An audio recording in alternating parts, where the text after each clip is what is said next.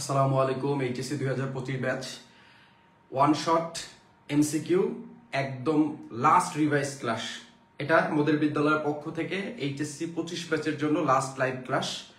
তো এই ক্লাসটাতে আমরা তোমাদের সম্পূর্ণ বই হিসাব বিজ্ঞান দ্বিতীয় পত্রে যে 6টা চ্যাপ্টার রয়েছে, দ্বিতীয়, চতুর্থ, পঞ্চম, সপ্তম, অষ্টম, ষষ্ঠ, সপ্তম, অষ্টম, এই যে 6টা চ্যাপ্টার রয়েছে, এই 6টা চ্যাপ্টারই ইনশাল্লাহ আমরা একদম এই একটা ওয়ান শট এমসিকিউ ক্লাসে সব অধ্যায়ের মেইন টপ যে এমসিকিউ গুলো, যেগুলো মোস্ট রিপিটেড এবং পরীক্ষা আসার সম্ভাবনা সব থেকে বেশি, এই কোশ্চেন গুলো যদি তোমরা, আমি বিশ্বাস করি এই কোশ্চেন গুলো যদি তোমরা আমার সঙ্গে একটু বেসিক ক্লিয়ার করে বা একটু বুঝে পরীক্ষা হলে যাও, হুবহু না আসলেও এখানে ঘুরাই দিলেও তুমি উত্তর করতে পারবা। নাম্বার 1 সকল বোর্ডের জন্য। এবং 2 নাম্বার হচ্ছে, এটা আমার পার্সোনাল সাজেশন থাকবে, তোমাদের যাদের এমসিকিউ নিয়ে একটু সমস্যা আছে এইগুলা সবার আগে মুখস্থ করবা, বা আমি যেগুলো এখন করাবো এগুলো সবার আগে মুখস্থ করবা, সবার আগে বুঝবা। ম্যাথ গুলো সব থেকে বেশি প্র্যাকটিস করো।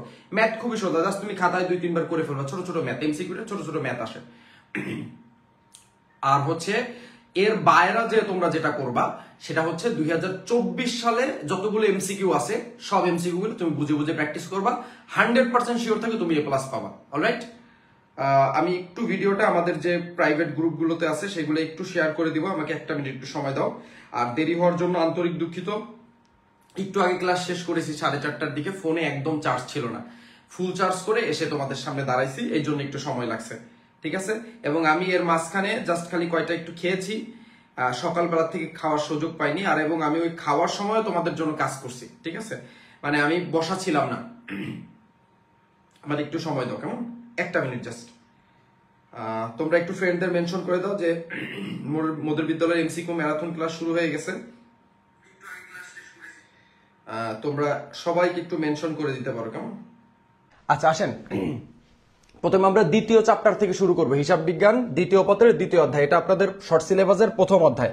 অধ্যায়টার নাম হচ্ছে অংশীদারি ব্যবসায়ের হিসাব। ঠিক আছে, চলেন এই একটা প্রশ্ন দেখেন, এই প্রশ্নটা কি পরিমাণ বোর্ডে রিপিট করছে। ঠিক আছে, একটু বুঝে আমরা প্র্যাকটিস করার চেষ্টা করবো ইনশাল্লাহ। চুক্তির অবর্তমানে অংশীদারগণ, এই যে চুক্তির অবর্তমানে, মানে চুক্তির অবর্তমানে কি, চুক্তি যখন থাকে না বা চুক্তিপত্রে উল্লেখ থাকে না কোনো কিছু, অংশীদার কর্তৃক প্রদত্ত ঋণের উপরে সুদের হার কত? প্রদত্ত ঋণ মানে অংশীদার যদি কেউ ঋণ দেয় সেই ঋণের উপর সুদের হার কত পার্সেন্ট? 6%। এটা আপনারা সবাই জানেন, এটা মোস্ট রিপিটেড একটা কোশ্চেন, এই জন্য আমরা একটু প্র্যাকটিস করলাম, কেমন? আচ্ছা, সমস্যা হলে কমেন্ট করবেন অবশ্যই। সঠিক উত্তর ক। পরের কোশ্চেনে আসি।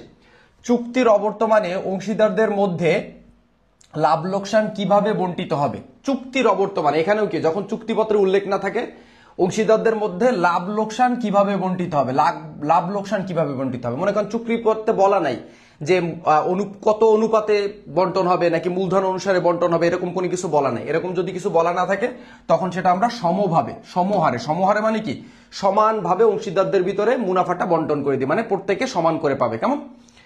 আচ্ছা, সমহারে, জি ঠিক আছে। পরে আসি, সাধারণ অংশীদারি ব্যবসায়ে সর্বোচ্চ সদস্য সংখ্যা কতজন? আচ্ছা, সাধারণ অংশীদারি ব্যবসায়ে সর্বোচ্চ সদস্য সংখ্যা 20 জন। হ্যাঁ, সর্বোচ্চ সদস্য সংখ্যা, সর্বনিম্ন সাধারণে ঠিক আছে, সাধারণে হ্যাঁ সর্বনিম্ন হচ্ছে 2 জন, সর্বোচ্চ হচ্ছে হলো 20 জন, কেমন? আর যদি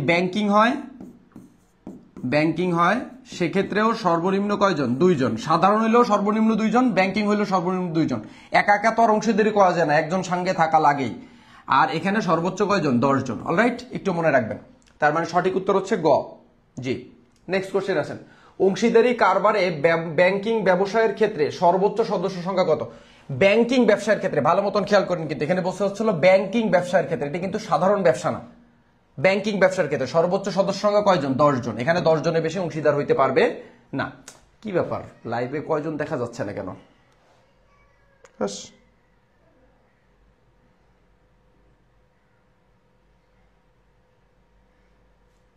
কি অবস্থায়?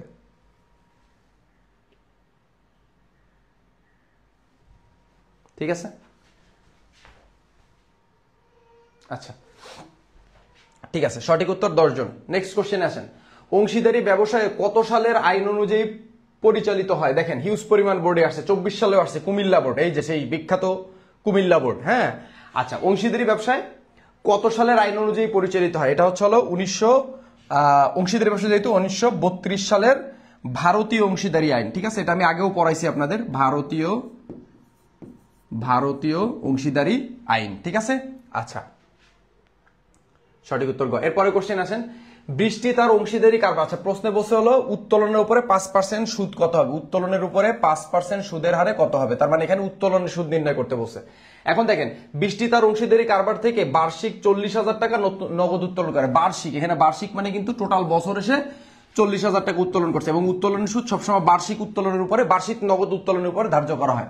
নগদ উত্তোলন করছে, ঠিক আছে। এছাড়া কারবার থেকে তিনি 5,000 টাকার পণ্য উত্তোলন করছে, পণ্য উত্তোলনের উপরে কোনো সুদ ধার্য হয় না, এখনো যা হিসাবভুক্ত হয় নোট আমাদের ডাজেন্ট ম্যাটার, কারণ পণ্য উত্তোলনের উপরে কোনো সুদ ধার্য হয় না, সুদ ধার্য হয় শুধুমাত্র নগদ উত্তোলনের উপরে। কেমন, তাহলে নগদ উত্তোলন করছে কত, বছরে কত, 40,000 টাকা। এই 40,000 টাকার উপরে কত পার্সেন্ট সুদ ধরতে হবে, 5% সুদ ধার্য করতে হবে। এখন কেউ যদি এই 40,000 আর এই 5,000 যোগ দিয়ে 45,000 উপরে 5% ধরে, তাহলে কিন্তু ভুল হয়ে যাবে। এখানে কি বলছে, 40,000 উপরে, মানে 40,000 যে নগদ উত্তোলন করছে, সেই নগদ উত্তোলন উপরে 5% সুদ ধার্য করতে হবে। কেমন, এখানে যদি বলতো প্রতি মাসে 40,000 টাকা উত্তোলন করে, তাহলে ওই 40,000 কে আগে 12 দিয়ে গুণ দিয়ে নিতে হতো, তারপরে আমাদের কি ওইটার উপরে 5% ধার্য করতে হতো, কারণ এখানে বার্ষিক যে নগদ উত্তোলন, সবসময় মনে রাখবেন, বার্ষিক নগদ উত্তোলনের উপরে সবসময় উত্তোলনের সুদ ধার্য হবে। তাহলে 40,000 5% 4 20 2,000 টাকা। সঠিক উত্তর হলো গ। এই 40,000 2,000 5%, সরি 5% করলে তো হয় 1,000, সরি ভুল বলছি আমি বাবা, 40,000 5% করলে হয় 1,000, ঠিক আছে। আচ্ছা, এরপরে আসো, অংশীদারদের চলতি হিসাবের ক্রেডিট উদ্বৃত্ত কি প্রকাশ করে।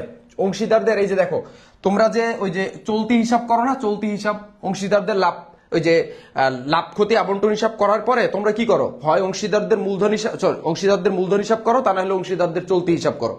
তো এই যে চলতি হিসাবে, চলতি হিসাবের যে ক্রেডিট উদ্বৃত্ত যদি প্রকাশ করে, 100% ক্রেডিট উদ্বৃত্ত দায় প্রকাশ করবে। সঠিক উত্তর খ, জি। এবার আসে, অংশীদারদের চলতি হিসাবের ক্রেডিট উদ্বৃত্ত দ্বারা কি প্রকাশ করা হয়। একই প্রশ্ন দুইবার চলে আসছে, কোনো ব্যাপার না। ক্রেডিট উদ্বৃত্ত দ্বারা কি প্রকাশ পায়, দায় প্রকাশ পায়। অলরাইট, আচ্ছা, নেক্সট কোশ্চেনে চলে যাই।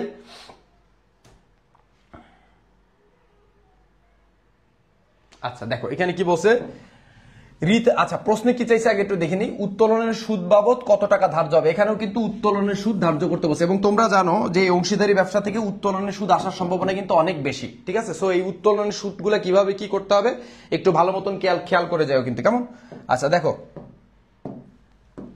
কি বলছে, রিতা একটি অংশীদারের কারবারে একজন অংশীদার প্রত্যেক মাসের এখানে কিন্তু শেষে বলছে, শেষে 5,000 টাকা করে নগদ, 5,000 টাকা করে কারবার হতে উত্তোলন করে। তাহলে দেখো, প্রতি মাসে 5,000 টাকা করে উত্তোলন করছে, তাহলে 5,000 টাকা করে প্রতি মাসে উত্তোলন করছে।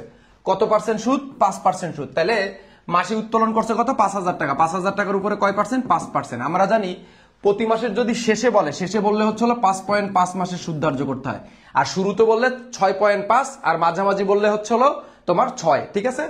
আবার বলছি, শুরুতে বললে 6.5, মাঝামাঝি বললে 6, আর শেষে বললে হচ্ছে তোমার 5.5। আচ্ছা, তাহলে এই 5,000-এ 5% করবো, এটার গুণ 5.5। কেন, কারণ আমাদের এখানে কি বলছে, উত্তোলনটা প্রতি মাসের শেষে করা হয়, এই জন্য 5.5 দিয়ে করলাম।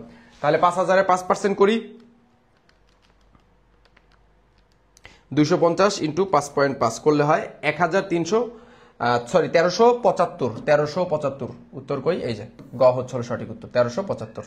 সবাই বুঝতে পারছেন, বেসিক ক্লিয়ার থাকতে হবে। এরপরে দেখেন, চুক্তির অবর্তমানে অংশীদার নিচের কোনটি দাবি করতে পারে। অবশ্যই ঋণের সুদ, কারণ কোন অংশীদার ঋণ দিলেই তাকে কত পার্সেন্ট সুদ দিতে হবে, 6% সুদ দিতে হবে, এটা অংশীদারের আইনে বলা আছে। সুতরাং এই ঋণের সুদটা চুক্তিপত্রে বলা থাকুক আর না থাকুক, তাকে 6% ঋণের সুদ দিতেই হবে।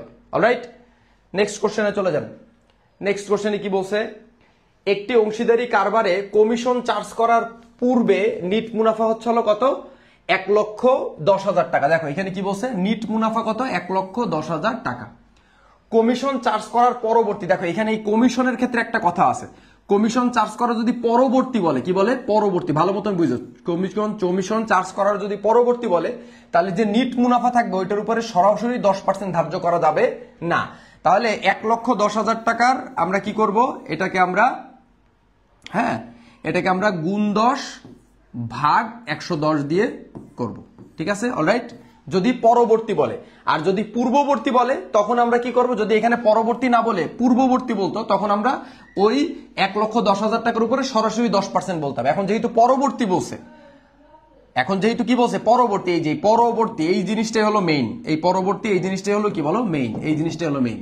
এই পরবর্তী যেহেতু বলছে সেহেতু আমাদের কি করতে হবে, ওই যে পার্সেন্টেজটা বলবে সেটাকে উপরে দিয়ে গুণ দিতে হবে, আর নিচে 100 সঙ্গে ওইটা কি করে দিতে হবে, যোগ করে দিতে হবে। তাহলে গুণ 10 ভাগ 110, এখানে যদি 20% হইতো গুণ 20 ভাগ 120।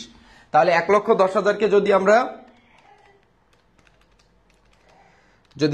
110 দিয়ে ভাগ করি এবং যদি 10 দিয়ে গুণ করি তাহলে হয় 10,000। তাহলে সঠিক উত্তর কত? 10,000। সঠিক উত্তর হচ্ছে হলো ঘ। দেখি না সঠিক উত্তর কত, জি ঘ। Next question. আচ্ছা এবার হচ্ছে চতুর্থ অধ্যায়, এবার মোস্ট ইম্পর্টেন্ট অধ্যায়, যে চতুর্থ অধ্যায়, ঠিক আছে? হ্যাঁ, লাইভে বেশ স্টুডেন্ট আছে আলহামদুলিল্লাহ। ডিএসই, ডিএসই এখানে এর হবে, এর পূর্ণরূপ কি? ডিএসই এর পূর্ণরূপ কি বলো? DSE Dhaka stock exchange, Dhaka stock exchange. কই Dhaka stock exchange? Dhaka stock exchange. কেউ আবার ঢাকা সিকিউরিটি এক্সচেঞ্জ বলো না, ভালো মতন মুখস্থ করো, Dhaka stock exchange, Dhaka stock exchange, ঠিক আছে? এটাও কিন্তু কুমিল্লা বোর্ড 2023 সালের প্রশ্ন। এবার আসো ডিএসই, ঠিক আছে? ডিএসই এর পূর্ণ, আচ্ছা এটা তো আমরা পড়ে ফেলছি, সরি। এরপরটা আসো ডিএসইসি, সরি বিএসইসি, বিএসইসি এর পূর্ণরূপ কি? Bangladesh security and exchange commission. আবার বলছি Bangladesh security exchange, security and exchange commission, Bangladesh security and exchange commission, ঠিক আছে? তাহলে Bangladesh security and exchange commission কয় নাম্বারে আছে? অবশ্যই বি নাম্বারে আছে। সঠিক উত্তর কি? সঠিক উত্তর হচ্ছে খ, জি। তারপরে আসে আইপিওর পূর্ণরূপ কি? Initial public offering, initial public offering, initial public offering, আইপিওর পূর্ণরূপ কি? ঠিক আছে, এটা একটা খরচ, ঠিক আছে? IPO initial public offering, initial public offering, initial public offering, ঠিক আছে? আর বাকিগুলো একটাও নাই, এটা আসলে প্রাইভেট পোস্ট পাবলিক হবে না, অবশ্যই ইনিশিয়াল পাবলিক অফারিং, ঠিক আছে? এটা লেখছে ইন্টারনাল, হবে না, ইনিশিয়াল, ইনিশিয়াল, ঠিক আছে? ইনিশিয়াল মানে প্রাথমিক, কেমন? আচ্ছা এরপর আসি, বাংলাদেশে বর্তমানে কত সালের কোম্পানি আইন দ্বারা পরিচালিত হয়? দিনাজপুর বোর্ড 2019 সালের কোশ্চেন। বাংলাদেশের যে কোম্পানি আইন, মানে যে আইন অনুযায়ী যৌথ মূলধনী কোম্পানি গঠিত হয়, ঠিক আছে? সেইটা হচ্ছে হলো, এখানে সাল দেওয়া নাই, ঠিক আছে? এটা আর একটু অপশনে ভুল আছে বাবা, অপশনটা একটু কেটে দেই। এটা সঠিক হচ্ছে হলো 1994 সাল, 1994 সালের কোম্পানি আইন, 1994 সালের কি কোম্পানি আইন অনুযায়ী, হ্যাঁ, বাংলাদেশে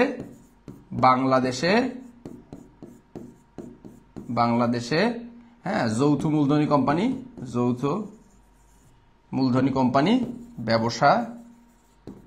ব্যবসায় পরিচালনা করে, ঠিক আছে? কত সালের? 1994 সালের কোম্পানি আইন অনুযায়ী বাংলাদেশে যৌথ মূলধনী কোম্পানিগুলো ব্যবসা পরিচালনা করে, ঠিক আছে? আচ্ছা নেক্সট কোশ্চেনে আসি। যৌথ মূলধনী কোম্পানির মূলধন সংগ্রহের প্রধান উৎস কি? কুমিল্লা বোর্ড 24 সালের কোশ্চেন। যৌথ মূলধন যে কোম্পানি, তারা তো অনেকভাবে মূলধন সংগ্রহ করে, বাজারে অগ্রাধিকার শেয়ার ছাড়ে, সাধারণ শেয়ার ছাড়ে, ঋণপত্র ছাড়ে, ডিবেঞ্চার ছাড়ে, বন্ড ছাড়ে, বিভিন্ন ভাবে তারা কিন্তু কি করে, যে যৌথ মূলধনী কোম্পানি তাদের মূলধনটা সংগ্রহ করে, ঠিক আছে? এখানে কি সংগ্রহ করে বলো? মূলধন কেমনে সংগ্রহ করে, বা মূলধন সংগ্রহ করার প্রধান উৎস কোনটা? মূলধন সংগ্রহ করার প্রধান উৎস হচ্ছে অবশ্যই শেয়ার ইস্যু করা। এই শেয়ার ইস্যু করেই তারা মেইনলি টাকাটা, মানে মূলধনটা কালেক্ট করে, ঠিক আছে? যৌথ মূলধনী কোম্পানি তো নিজস্ব মূলধন থাকে না, তারা হলো শেয়ার হোল্ডারদের শেয়ার দিয়ে সেখান থেকে মূলধন সংগ্রহ করে। তাহলে ওই শেয়ার ওই দেওয়া মানে হলো ইস্যু করা, শেয়ার ইস্যু করেই তারা বেসিক্যালি তাদের মেইন মূলধনটা সংগ্রহ করে। এটাই তাদের মূলধন সংগ্রহের প্রধান উদ্দেশ্য, মানে প্রধান উৎস। এছাড়াও কিন্তু তাদের আরো কোনো অনেক উৎস আছে, ঠিক আছে? এগুলো উৎস, কিন্তু এটা ওর কি প্রধান, এটা কি মেইন, শেয়ার ইস্যু কি মেইন। আচ্ছা গেল, নেক্সট কোশ্চেনে আসি। কোম্পানির আইন অনুযায়ী শেয়ার অবহারের সর্বোচ্চ হার কত? দেখো কোশ্চেনটা কি পরিমাণ বোর্ডে আসছে। কোম্পানি আইন অনুযায়ী শেয়ার অবহারের সর্বোচ্চ হার কত? দেখো অবহারের আরেকটা নাম কিন্তু বাট্টা, অবহারের আরেকটা নাম কি? বাট্টায় শেয়ার ইস্যু করা, বাট্টা, এটা তোমরা সবাই জানো, আমরা অনেকবার এটা নিয়ে পোস্টও করছি। বাট্টায় মানে যৌথ মূলধনী কোম্পানির অবহারের সর্বোচ্চ হার কত? মানে অবহার মানে কি? শেয়ারের যে লিখিত মূল্য তার থেকে দাম কমানো। এখন শেয়ারের যে লিখিত মূল্য তার থেকে তুমি সর্বোচ্চ দাম কমাইতে পারবা হচ্ছে 10%, কিন্তু অধিহারের ক্ষেত্রে এরকম কোনো নির্দিষ্ট সীমাবদ্ধতা নাই। অধিহারের ক্ষেত্রে তুমি যত খুশি তত বাড়াইতে পারো, যত খুশি তুমি 100 টাকার শেয়ার 500 টাকায় বিক্রি করলে অসুবিধা নেই, হয়তো বা কেউ কিনবে না, মানে কথার কথা বলতেছি। বাট দাম কমানোর ক্ষেত্রে, অবহারের ক্ষেত্রে, দাম কমানোর ক্ষেত্রে তুমি সর্বোচ্চ 10% কমাইতে পারবা। মানে 100 টাকার শেয়ারে 10%, মানে 10 টাকা কমাইতে পারবা। এমন না যে 100 টাকার শেয়ার তুমি বলবা যে ভাই আপনি 100 টাকার শেয়ার নেন, আমার 50 টাকা দিয়ে কিনে নিয়ে যান, তা হবে না। দাম কমানোর ক্ষেত্রে সর্বোচ্চ 10% কমানো যাবে, এবং এটা হলো আইনে বলা আছে 10% দাম কমানো যাবে। ঠিক আছে, সঠিক উত্তর ক। আচ্ছা, এবার আসো, দেখো প্রশ্নে কি বলছে আগে একটু খেয়াল করি। প্রশ্নে বলছে হচ্ছে হলো কোম্পানির মোট আদায়কৃত মূলধনের পরিমাণ। প্রশ্নে কি বলছে? কোম্পানির মোট আদায়কৃত মূলধনের পরিমাণ। আগে তোমরা প্রশ্নটা পড়ে নিবা, ম্যাথ করার সময় আগে প্রশ্নে কি চাইছে এটা দেখবা, তাহলে উদ্দীপক পড়তে সুবিধা হয়। এই প্রশ্নে চাইছে আদায়কৃত মূলধনের পরিমাণ। এখন আমরা যদি দেখি রাফি লিমিটেডের অনুমোদিত মূলধন হচ্ছে হলো 50,000 টাকা। অলরাইট, প্রতিটি 10 টাকা মূল্যের শেয়ার দ্বারা বিভক্ত, তার মানে তার 50,000 শেয়ার আছে, এক একটা শেয়ারের দাম কয় টাকা? 10 টাকা। অলরাইট, কোম্পানি কি করছে? 5% অবহারে, কয় পার্সেন্ট অবহারে? 5% অবহারে 3,500 শেয়ার সে কি করছে? ইস্যু করছে। তাহলে সে যদি 3,500 শেয়ার ইস্যু করে, তাহলে এই 3,500টা শেয়ারই তার হচ্ছে আদায়কৃত মূলধন, কারণ সে 3,500 শেয়ারই কি করবে? জনসাধারণের নিকট ইস্যু করবে। যেহেতু ইস্যু করছে 3,500 শেয়ার, সুতরাং ওই 3,500 শেয়ারই টাকাই সে জনসাধারণের নিকট থেকে আদায় করবে। তাহলে 3,500, এক একটা শেয়ারের দাম কয় টাকা? 10 টাকা। এখন বলতে পারো যে স্যার এই 5% কি বাদ দিব? জি না, আদায়কৃত মূলধন যখন আমরা নির্ণয় করি তখন আমরা লিখিত মূল্যের উপরই ধার্য করি। তাহলে 3,500 গুণ 10 দিলে হয় হলো 35,000। সঠিক উত্তর খ। সরি, খ না গ। আচ্ছা, এটার অপশনে ভুল আছে। ঠিক আছে, এটার অপশনে ভুল আছে। সঠিক উত্তর হলো গ, 35,000। অলরাইট, ঠিক আছে। নেক্সট কোশ্চেনে আসি। কোম্পানির অলিক সম্পদের পরিমাণ কত? ঠিক আছে, কোম্পানির অলিক সম্পদের পরিমাণ কত হবে? আচ্ছা, আমরা জানি যেটা শেয়ার অবহার, যেটা শেয়ার অবহার, এই যে এখানে একটু খেয়াল করো, যেটা শেয়ার অবহার থাকে, অবহার হচ্ছে হলো ভুয়া সম্পদ বা অলিক সম্পদ। অবহার কি বলো? একটা ভুয়া সম্পত্তি বা, আর ভুয়া সম্পত্তি বা হচ্ছে হলো একটা অবাস্তব সম্পত্তি বা কাল্পনিক সম্পত্তি। ভুয়া সম্পত্তি মানে বুঝো তো, অবহার হলো একটা ভুয়া, মানে যেটা দেখতে সম্পদের মতন কিন্তু আসলে সম্পদ না। তাহলে এই অবহার হচ্ছে হলো 5%। তাইলে আমরা হচ্ছে হলো 5% করলে হয় কত? 10 টাকা হচ্ছে হলো শেয়ারের দাম, বুঝো কিন্তু 10 টাকা হলো শেয়ারের দাম। এই 10 টাকার 5% করলে হয় কত? 10 টাকার 5% করলে হয় কত? 0.5 হয়। কত হয়? 0.5। আচ্ছা, তারা শেয়ার ইস্যু করছে কত শেয়ার? 3,500 শেয়ার ইস্যু করছে। ঠিক আছে, তাহলে আমরা গুণন দেব 3,500। ঠিক আছে, তাহলে ব্যাপারটা কি হয়েছে? 3,500 ইন্টু 0.5 করলে হয় 1,750, 1,750। সঠিক উত্তর হচ্ছে হলো ঘ। জি, তারপরে কোশ্চেন আসেন। মুনাফার যে অংশ শেয়ার হোল্ডারদের মধ্যে বন্টন করে দেওয়া হয় তাকে কি বলা হয়? ঠিক আছে, শেয়ার হোল্ডারদের মাঝখানে মুনাফার যে অংশ বন্টন করা হয় তাকে কি বলা হয়? মুনাফার যে অংশ শেয়ার হোল্ডারদের মধ্যে, অবশ্যই লভ্যাংশ বলা হয়। অবশ্যই কি বলা হয়? লভ্যাংশ বলা হয়। ঠিক আছে, আচ্ছা এরপর আসি। পাবলিক লিমিটেড কোম্পানির সর্বোচ্চ সদস্য সংখ্যা কত? দেখো হিউজ পরিমাণ বোর্ডে আসছে, বলো পাবলিক লিমিটেড কোম্পানির সদস্য সংখ্যা কতজন? পাবলিক লিমিটেড কোম্পানির সর্বোচ্চ সদস্য সংখ্যা কতজন বলো? রাজশাহী বোর্ড 24, কুমিল্লা বোর্ড 19 সালে আসছে। আচ্ছা, পাবলিক লিমিটেড, আচ্ছা জানি, আমরা জানি দুই রকম, একটা হলো পাবলিক আর একটা হলো প্রাইভেট। প্রাইভেট পাবলিক হচ্ছে হলো সর্বনিম্ন 7 জন, সর্বোচ্চ হলো শেয়ার দ্বারা সীমাবদ্ধ, মানে যতগুলো শেয়ার ততগুলো শেয়ার। আর প্রাইভেট হচ্ছে হলো সর্বনিম্ন 2 জন, সর্বোচ্চ 50 জন। এই তথ্যটা একটু মাথায় রাখবে। এইটা মাথায় রাখলে ইনশাল্লাহ এই রিলেটেড যদি কোনো এমসিকিউ আসে টপটাপ উত্তর করে দিতে পারবা। সেটা কি? পাবলিক লিমিটেডের সর্বনিম্ন 7 জন। এখানে বলছে পাবলিক লিমিটেডের সর্বোচ্চ সদস্য সংখ্যা কত? অবশ্যই শেয়ার দ্বারা সীমাবদ্ধ। এই যে পাবলিক লিমিটেড ক্ষেত্রে শেয়ার দ্বারা সীমাবদ্ধ, তার মানে সঠিক উত্তর হচ্ছে শেয়ার দ্বারা সীমাবদ্ধ। সঠিক উত্তর হচ্ছে ঘ। আচ্ছা, এবার আসি ষষ্ঠ অধ্যায় আর্থিক বিবরণী বিশ্লেষণী। ঠিক আছে, খুব গুরুত্বপূর্ণ প্রশ্নগুলো এখানে আমরা সমাধান করব। কেমন? তোমাদের কারো কোনো প্রশ্ন থাকলে অবশ্যই করবা, আর পাশাপাশি তোমাদের কাছে আমরা একটা অনুরোধ, তোমরা যদি কোনো কিছু বুঝতে অসুবিধা হয়, কোনো কিছু জানার থাকে, অবশ্যই একটু কমেন্ট করিও। কেমন? আচ্ছা দেখো, চলতি অনুপাতের আদর্শ মান কত? চলতি অনুপাতের আদর্শ মান হচ্ছে 2:1। 2:1, এটা হলো একদম মুখস্থ বিদ্যা। চলতি অনুপাতের এবং এই চলতি অনুপাত তোমাদের পরীক্ষা আসবেই, যখন সৃজনশীল করবে এটা আসবেই, গ্যারান্টেড। ঠিক আছে, সব বোর্ডের জন্যই। এরপরে নেক্সট কোশ্চেনে আসো। তাৎক্ষণিক দায় পরিশোধ, দেখো এখানে কি বলছে, তাৎক্ষণিক দায় পরিশোধ ক্ষমতার পরিমাপ করা যায় কোন অনুপাতের মাধ্যমে। তাৎক্ষণিক মানে হচ্ছে হলো মানে সাথে সাথে দায় পরিশোধ ক্ষমতা, মানে এটা হচ্ছে হলো তড়িৎ দায় পরিশোধ ক্ষমতা, তড়িৎ, ঠিক আছে, তড়িৎ। তাহলে তড়িৎ কোনটা, তড়িৎ হচ্ছে হলো, আচ্ছা তাৎক্ষণিক দায় পরিশোধ ক্ষমতা এটা হলো অ্যাসিড টেস্ট। কি টেস্ট?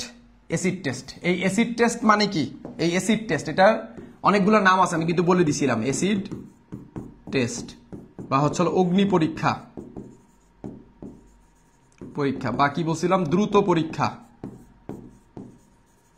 হ্যাঁ, বা এরকম আর কি, ঠিক আছে, এই নামগুলো একটু মনে রেখো। তাহলে এই তড়িৎ বলতে এই অ্যাসিড টেস্ট অনুপাত কি বুঝাইছে, ঠিক আছে, এই যে দ্রুত পরীক্ষা, তাৎক্ষণিক দ্রুত।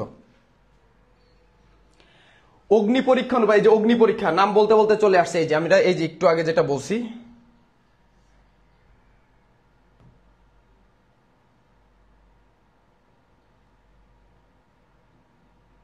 আচ্ছা এই যে অগ্নি পরীক্ষা অনুপাত, ঠিক আছে।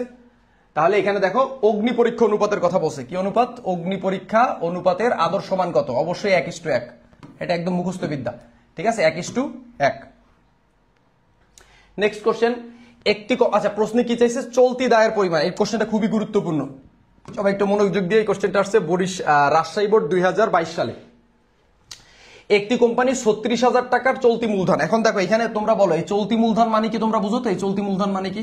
আচ্ছা চলতি মূলধন মানে কার্যকারী মূলধন, তাহলে চলতি মূলধন সমান সমান কি, চলতি মূলধন সমান সমান কি, চলতি সম্পদ মাইনাস চলতি দায়, চলতি সম্পত্তি মাইনাস কি দায়, চলতি দায়, বুঝো কিন্তু। এখন দেখো এখানে বলছে চলতি মূলধনই হলো 36,000 টাকা, তাহলে চলতি মূলধন আছে কত, চলতি মূলধন বাবদ দিয়ে দিছে কত, 36,000 টাকা, বুঝো কিন্তু, এই চলতি মূলধনটা দিয়ে দিছে কত টাকা, 36,000 টাকা। এখন বলছে চলতি অনুপাত, চলতি অনুপাত যদি 5:2 হয়, 5:2 হয়, তাহলে 5:2 মানে কি, যে এই 2 ভাগ হচ্ছে হলো চলতি দায় আর এই 5 ভাগ হচ্ছে হলো কি চলতি মূলধন।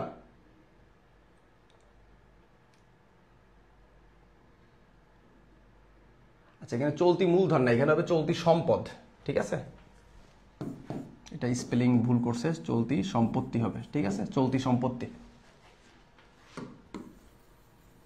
বুঝো।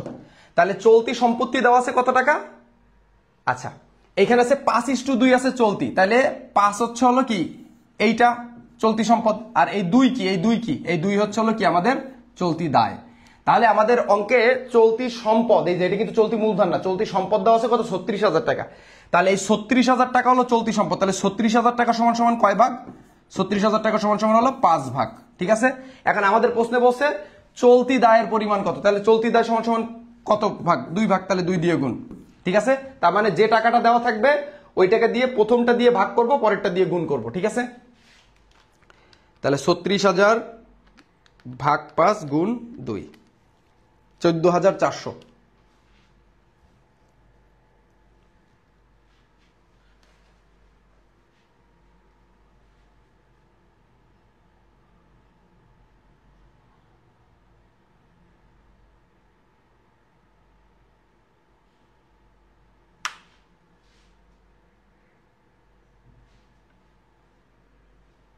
আচ্ছা এটা একটু পরে দেখতেছি, ঠিক আছে, এই 25 নম্বরটা একটু মাথায় রাখো, একটু পরে দেখতেছি। আচ্ছা নেক্সট কোশ্চেনে চলে যাও, নিট মুনাফা অনুপাত নির্ণয় করা হয়। আচ্ছা নিট মুনাফা অনুপাতের সূত্র কি একটু দেখো, নিট মুনাফা অনুপাতের সূত্র হচ্ছে নিট বিক্রয়, নিট মুনাফা ডিভাইডেড নিট বিক্রয় ইনটু 100, আর মোট মুনাফা অনুপাতের সূত্র কি, মোট মুনাফা অনুপাতের সূত্র কি, মোট মুনাফা সমান সমান তোমার হচ্ছে হলো মোট মুনাফা ডিভাইডেড নিট বিক্রয় ইনটু 100, অলরাইট। আচ্ছা নেক্সট কোশ্চেনে আসো, মোট লাভ অনুপাত দ্বারা কি যাচাই করা হয়, মোট লাভ অনুপাত দ্বারা অবশ্যই মুনাফা অর্জন ক্ষমতা, কারণ মোট লাভ দিয়ে তো অবশ্যই মুনাফা অর্জন ক্ষমতাই কি যাচাই করা হবে। আচ্ছা বুঝতে পারতেছো তো সবাই। আচ্ছা নেক্সট কোশ্চেনে যাও, এরপরে আর কি বলছে, ঋণদাতাগণ প্রতিষ্ঠানের আর্থিক অবস্থার বিশ্লেষণের জন্য কোন অনুপাতটি গুরুত্ব দিয়ে থাকে। ঋণদাতাগণ ভালো মতন বুঝো, যারা ঋণ দেয়, ঋণদাতাগণ তারা আর্থিক অবস্থার বিশ্লেষণের কোন অনুপাতটাকে গুরুত্ব দেয়, যারা ঋণদাতা তারা অবশ্যই কি দায়, তোমার হচ্ছে দায় পরিশোধ যে ক্ষমতা, তাহলে এটা অবশ্যই কি দায় মালিকানা অনুপাত, কেমন, ঠিক আছে, দায় মালিকানা অনুপাত মানে তোমার দায় পরিশোধ করার ক্ষমতা কতটুকু আছে সেইটাই মূলত এই ঋণদাতাগণ দেখতে চায়। ঠিক আছে, তার মানে সঠিক উত্তর গ। নেক্সট কোশ্চেন আসো, নিচের কোনটি তড়িৎ সম্পদ? তড়িৎ সম্পদ মানে কি? তড়িৎ সম্পদ মানে হলো তোমার হলো চলতি সম্পদের থেকে অগ্রিম খরচের সমাপনী মজুত পণ্য বিয়োগ দিলে আমরা তড়িৎ সম্পদ পাই। কি সম্পদ পাই? তড়িৎ সম্পদ পাই। আচ্ছা, এখানে বলছে নিচের কোনটি তড়িৎ সম্পদ নয়? নিচের কোনটি তড়িৎ সম্পদ নয়? নগদ টাকা তড়িৎ সম্পদ, কারণ চলতি সম্পদ হলেই তড়িৎ সম্পদ। দেনাদারও কি? তড়িৎ সম্পদ। ব্যাংক জমা চলতি সম্পদ, আর অগ্রিম খরচ এটা তড়িৎ সম্পদ না, এই জন্য আমরা এটা বিয়োগ দিয়ে দেখাই। ঠিক আছে, তড়িৎ সম্পদ থেকে এটা বিয়োগ করি, এই অগ্রিম খরচ আর সমাপনী মজুত পণ্য আমরা বিয়োগ করি। তার মানে সঠিক উত্তর হলো ঘ। তার মানে নিচের তড়িৎ সম্পদ নয় কোনটা? অগ্রিম খরচ। আরেকটা আছে যেটা তোমার হচ্ছে হলো তড়িৎ সম্পদ নয়, সেটা হলো কি? সমাপনী মজুত পণ্য, ক্লোজিং ইনভেন্টরি, সমাপনী মজুত পণ্য। ঠিক আছে, এটাও কি তড়িৎ সম্পদ নয়। কেমন? আচ্ছা, নেক্সট কোশ্চেনে আসি। আচ্ছা, প্রশ্নে কি বলছে? চলতি দায়ের পরিমাণ কত? দিনাজপুর বোর্ড 23 সালের কোশ্চেন। ঠিক আছে, আকন লিমিটেডের নিট চলতি মূলধন হচ্ছে 1,80,000 টাকা। চলতি অনুপাত হচ্ছে 5:2। উক্ত কোম্পানির চলতি দায়ের পরিমাণ কত? আচ্ছা দেখো, চলতি মূলধন, চলতি মূলধন মানে কি? কার্যকারী মূলধন। কার্যকারী মূলধন দেওয়া আছে কত? 1,80,000 টাকা। বুঝো কিন্তু এখানে তাদের চলতি অনুপাত কত? 5:2। 5:2। এর মানে কি? এই 5 ভাগ হচ্ছিল কি? এই 5 ভাগ হচ্ছিল তার সম্পদ, অ্যাসেট, আর এই 2 ভাগ কি? এই 2 ভাগ হচ্ছিল তার দায়, লায়াবিলিটিস। আচ্ছা, এবার দেখো, এখন এইটা হচ্ছিল তার টোটাল কি? আমার চলতি মূলধন 1,80,000 টাকা। এখন আমার এখানে কিন্তু প্রশ্নে চাইছে দায়ের পরিমাণ। কিসের পরিমাণ? চলতি দায়ের পরিমাণ। বুঝো কিন্তু, তার মানে এই দায়ের পরিমাণ চাইছে, 2 ভাগ চাইছে, তাহলে যেটা চাইছে সেটা দিয়ে গুণ দিব। আর তাইলে আমার এই 5 দিয়ে আমরা ভাগ দিব। 5 দিয়ে কি করব? ভাগ দিব। কেন 5 দিয়ে ভাগ দিলাম? কারণ আমার এই চলতি মূলধনের 1,80,000 টাকা যেটা বেরোইছে, এইটার এই প্রথম যে অংশটা, এই অংশটাই হচ্ছে হলো চলতি মূলধন। ঠিক আছে, আচ্ছা, এই জন্য 5 দিয়ে ভাগ দিব, 2 দিয়ে গুণ দেবো। তাহলে 1,80,000-কে 5 দিয়ে ভাগ, 2 দিয়ে গুণ করলে 72,000। না, আমি একটু ভুল করছি, এইটা আমি একটু ভুল করছি, সরি। 5 দিয়ে ভাগ দেওয়া যাবে না। 5 দিয়ে কেন ভাগ দিব? এটা তো বিয়োগ করে হয়েছে। ঠিক আছে, এটা তো বিয়োগ করা। চলতি মূলধন মানে কি? চলতি সম্পদ থেকে চলতি দায় বিয়োগ করে এটা হয়েছে। তাহলে আমার 5-এর থেকে 2 বিয়োগ দিতে হবে। তাহলে 5-এর থেকে 2 বিয়োগ করলে হয় কত? 3। তাহলে 3 দিয়ে ভাগ দিতে হবে। তাহলে এটা 3 দিয়ে ভাগ দিতে হবে। এবার হচ্ছে এই চলতি দায় হচ্ছে 2, তাই 2 দিয়ে গুণ করতে হবে। তার মানে এই দুইটার যে বিয়োগ ফল থাকবে, সেই বিয়োগ ফল দিয়ে ভাগ দিতে হবে এবং পরেরটা দিয়ে গুণ দিতে হবে। তাহলে 1,80,000 ভাগ 3 গুণ 2, তাহলে হয় কত? 1,20,000 টাকা। সঠিক উত্তর হচ্ছে খ, 1,20,000 টাকা। রাইট? আচ্ছা, আই হোপ তোমরা এটা বুঝতে পারছো। নেক্সট কোশ্চেনে আসি। আচ্ছা, এখানে বলছে তড়িৎ অনুপাত। প্রশ্নে কি বলছে? তড়িৎ অনুপাত কত? তড়িৎ অনুপাতের সূত্র কি? আচ্ছা, তড়িৎ অনুপাতের সূত্র আমরা একটু লিখে নিই। তড়িৎ অনুপাত সমান সমান চলতি সম্পত্তি মাইনাস সমাপনী মজুদ প্লাস অগ্রিম খরচ। এখন এই একই কথা, বুঝছো? অনেকে আবার কি করে যে এই চলতি সম্পদ থেকে সমাপনী মজুদ বিয়োগ করে, অগ্রিম খরচ বিয়োগ করে। উত্তর তো একই কথা, যেইলাও সেই কদু। কেমন? আচ্ছা দেখো, চলতি সম্পত্তি, এখন অঙ্কের ভিতর দেখি চলতি সম্পত্তি কত আছে। চলতি সম্পত্তি আছে হচ্ছে 5 লাখ মাইনাস মজুদ পণ্য। মজুদ পণ্য কত আছে? এই যে শুধু মজুদ পণ্য লেখা থাকলে এটা হলো কি? সমাপনী মজুদ পণ্য। কত টাকা? 1 লাখ টাকা। প্লাস অগ্রিম খরচ আছে কত? 20,000 টাকা। তাহলে 5 লাখ থেকে 1,20,000 গেলে থাকে 3,80,000। তার মানে সঠিক উত্তর। আচ্ছা, এখানে তো আমার বলছে তড়িৎ অনুপাত নির্ণয় করতে বলছে, তাহলে আমরা এটা বাইর করলাম। তোমার হচ্ছে হলো তড়িৎ সম্পদ, এটা কি বাইর করলাম? তড়িৎ সম্পত্তি। ঠিক আছে, তড়িৎ সম্পত্তিটা বাইর করলাম। আর তড়িৎ যে অনুপাত, সেই অনুপাত বের করার সূত্র কি? তড়িৎ অনুপাত সমান সমান তড়িৎ সম্পত্তি ডিভাইডেড চলতি দায়। অলওয়েজ চলতি দায় দিয়ে ভাগ করতে হবে। কেমন? আচ্ছা, তড়িৎ সম্পত্তি অলরেডি তো আমরা বের করছি। তড়িৎ সম্পত্তি কত? 3,80,000 টাকা। তাহলে লিখলাম 3,80,000 টাকা। আর চলতি দায় কত? চলতি দায় তো অঙ্কে দেওয়াই আছে। চলতি দায় হচ্ছে 2 লাখ টাকা।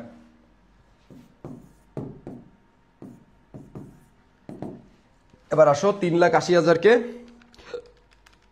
ভাগ 2 লাখ, 1.9। 1.9। এটার আদর্শ মান কত? আমরা জানি এর আদর্শ মান হচ্ছে 1:1। তার মানে এই লাস্টের 1:1টা আমরা অবশ্যই লিখে দেব। তাহলে এটা কিন্তু দশমিক 1.9:1, তাহলে সঠিক উত্তর কত? 1.9:1। ঠিক আছে। আচ্ছা নেক্সট কোশ্চেনে যাই। কি রে ভাই, আচ্ছা নেক্সট হলো উৎপাদন ব্যয়। এই অধ্যায়টা তোমরা অনেকে করবা, আবার এই অধ্যায়টা অনেকেই করবা না। ঠিক আছে, এই উৎপাদন ব্যয়ের এই অধ্যায়টা, চলো এই অধ্যায়টা আমরা একদম একটু তোমাদের যাতে ঝামেলা আছে একটা ঝালাই হয়ে যাক। অত্যন্ত সিকিউ যদি উত্তর নাও করো, হ্যাঁ তোমার এমসিকিউ উত্তর করা লাগবে। চলো ময়মনসিংহ বোর্ড 24 সালে কি আসছে? উৎপাদন ব্যয় হিসাবের মূল উদ্দেশ্য কি? উৎপাদন ব্যয়ের মূল উদ্দেশ্য ব্যয় নির্ণয়, অবশ্যই ব্যয় নিয়ন্ত্রণ না, ব্যয় নিয়ন্ত্রণ করে না, ব্যয় নির্ণয় করে। উৎপাদন ব্যয় বিবরণীর মাধ্যমে একটা পণ্য উৎপাদন করতে যে ব্যয় হয় সেটাই মূলত আমরা নির্ণয় করি। ঠিক আছে। আচ্ছা গেল ক, উৎপাদন ব্যয় হিসাবের মূল উদ্দেশ্য কি? উৎপাদন ব্যয়ের মূল উদ্দেশ্য হচ্ছে হলো উৎপাদন ব্যয় হিসাবের মূল উদ্দেশ্য কি? ব্যয় নির্ণয়। ঠিক আছে, এটা অপশনটা একটু প্রবলেম আছে, এটা হবে কি? ব্যয় নির্ণয়। সঠিক উত্তর কি হবে? ব্যয় নির্ণয়। অলরাইট,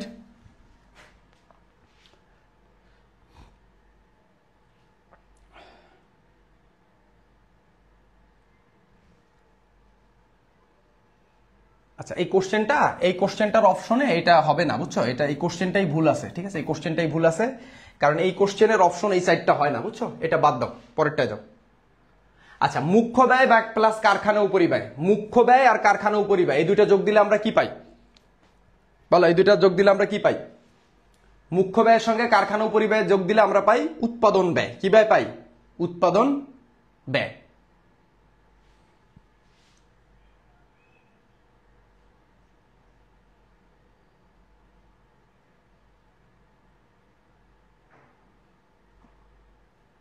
মুখ্য ব্যয়ের সঙ্গে কারখানা উপরিব্যয় যোগ দিলে আমরা পাই কারখানা ব্যয়। হ্যাঁ ঠিক আছে, সঠিক, কারখানা ব্যয় পাই। জি ঠিক আছে, কারখানা ব্যয় পাই। অলরাইট, মোট ব্যয় কখনোই পাই না, কারণ মোট ব্যয় হচ্ছে হলে একদম শেষ পর্যন্ত, উৎপাদন ব্যয়ের শেষ পর্যন্ত করে আমাদের এই মোট ব্যয় নির্ণয় করতে হয়। তো এটা তো জীবনও হবে না উত্তর।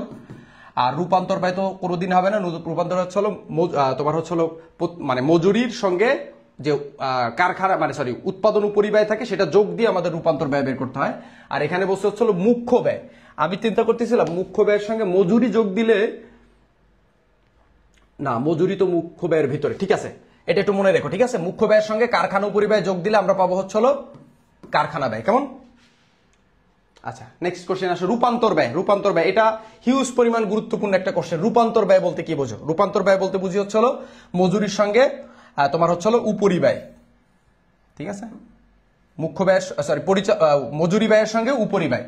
রূপান্তর ব্যয়ের সূত্র কি? রূপান্তর ব্যয়ের সূত্রটা মুখস্থ রাখবা, মজুরি ব্যয়ের সঙ্গে উপরিব্যয়। কয়েকবার একটু বলে ফেলো। রূপান্তর ব্যয় সমান সমান মজুরি ব্যয় প্লাস উপরিব্যয়। রূপান্তর ব্যয় সমান সমান মজুরি প্লাস উপরিব্যয়। ঠিক আছে,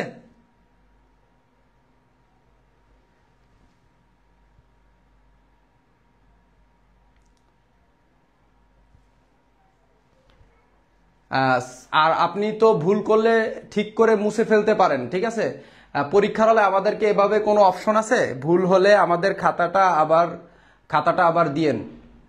তোমার মতো নিচড়ে পাকা তোমার খাতা নিয়ে জানো না, এটাই বলি। ঠিক আছে, তোমার খাতা যেন আসলে নিয়ে নেয়, বুঝছো?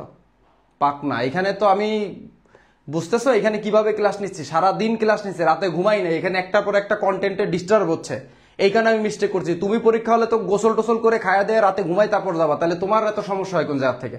তুমি ভুল দেখালে তোমার তো ভুল, এটা তো ওএমআর রিড করবে, তোমার তো দাগানোর আগে 303 বার চিন্তা করবা। আবার আরেকজন বলতেছে সরকার ঠিক। হ্যাঁ এগুলা বাদ দাও, এগুলা বাদ দাও, বুঝছো? এগুলো ভণ্ডামি কথাবার্তা বাদ দাও। আচ্ছা এরপরে আসো, দেখো উৎপাদন বৃদ্ধির সাথে কোন ব্যয় আনুপাতিক হারে বৃদ্ধি পায়? উৎপাদন ব্যয় বৃদ্ধির সঙ্গে অবশ্যই পরিবর্তনশীল ব্যয় বৃদ্ধি পায়। আচ্ছা ব্যয় বেসিক্যালি 3 প্রকারের হয়। ব্যয় বেসিক্যালি কয় প্রকার হয়? 3 প্রকার হয়। কেমন? ব্যয় বেসিক্যালি 3 প্রকার হয়। একটা হয় হচ্ছে স্থায়ী ব্যয়, একটা হয় পরিবর্তনশীল ব্যয়, আর একটা হয় আধা পরিবর্তনশীল ব্যয়।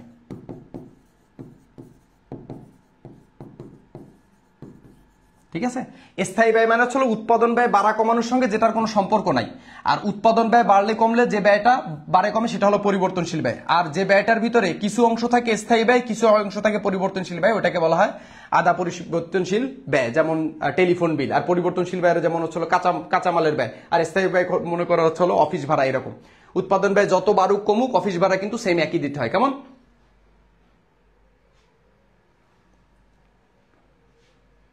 ঠিক আছে। আচ্ছা এবার আসো, তো উৎপাদন ব্যয় বৃদ্ধির সঙ্গে আনুপাতিক হারে মানে মানে উৎপাদন ব্যয়ও বাড়ে, সেই সঙ্গে কোন ব্যয়টা বাড়ে? অবশ্যই পরিবর্তনশীল ব্যয় বাড়ে কমে, বাড়ে আবার কমেও। উৎপাদন বাড়াইলে বাড়ে, উৎপাদন কমাইলে কমে। আচ্ছা দেখো, নিচের কোনটি রূপান্তর ব্যয়ের উপাদান? অবশ্যই মজুরি, অবশ্যই কি মজুরি।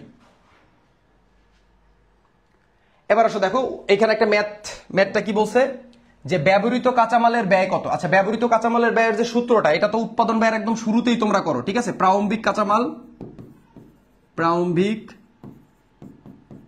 কাঁচামাল যোগ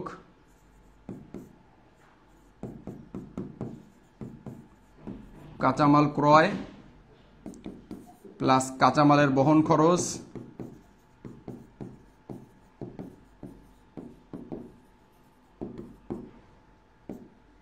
মাইনাস কৃত কাঁচামাল ফেরত, মানে ক্রয় ফেরত আর কি, ঠিক আছে। কৃত কাঁচামাল ফেরত মাইনাস কাঁচামালের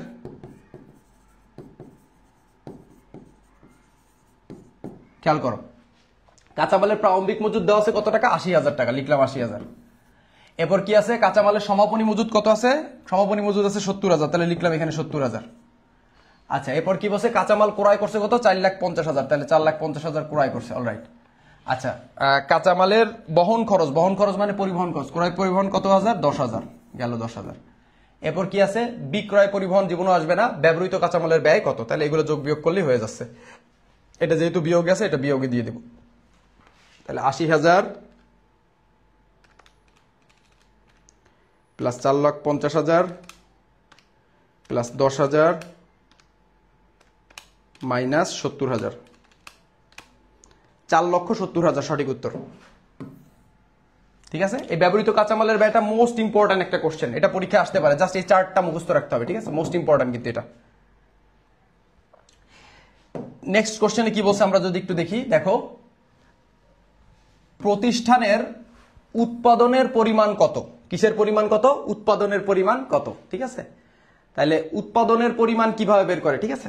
তো দেখো এটা একটু খেয়াল করো, ঠিক আছে, এটা একটু কিন্তু ইম্পর্টেন্ট। উৎপাদন, এখানে তো একক সমান সমান প্রারম্ভিক মজুদ, ঠিক আছে। এটার সঙ্গে মনে করো তুমি উৎপাদন করছো, ঠিক আছে, উৎপাদন একক নির্ণয়, ঠিক আছে। আচ্ছা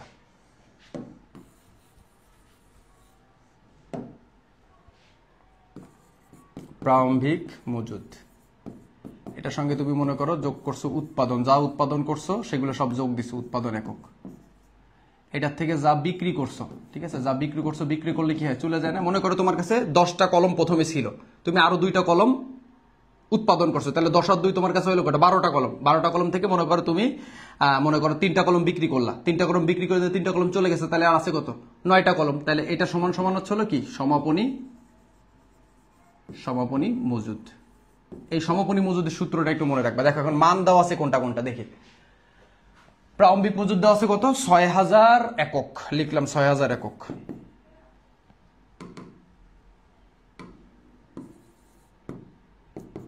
প্লাস উৎপাদন একক, কি একক? উৎপাদন একক। উৎপাদন একক হচ্ছে হলো, উৎপাদন একক তো আমাদের বাইর করতে বলছে উৎপাদনের পরিমাণ, তাহলে এটা আমাদের বাইর করতে হবে। মাইনাস বিক্রয় একক, বিক্রয় করছে কত? বিক্রয় করছে ১৬,০০০, তাহলে লিখলাম ১৬,০০০ সমান সমান।